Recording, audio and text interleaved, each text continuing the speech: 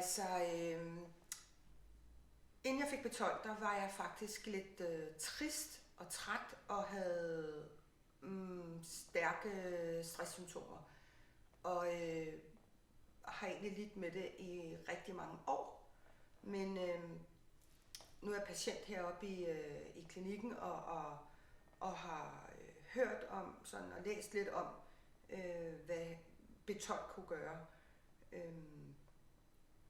Og der er altid, hvad kan man sige, plads og rum til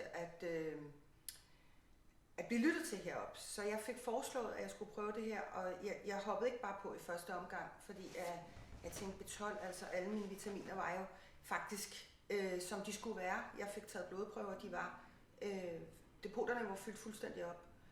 Men så prøvede jeg det, og første sprøjte, der kunne jeg ikke rigtig mærke det store.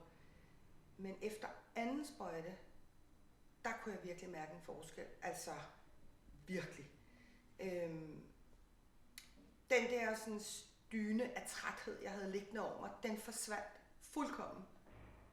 Og sammen med det her, så den der lidt depressive tilstand, som jeg var i, den forsvandt. Altså med det samme. Og da jeg så fik fuldført de første 5 sprøjter, der var jeg et andet menneske. Altså det er et nyt liv, og jeg følte faktisk, at jeg havde fået en eller anden form for glædesekselier.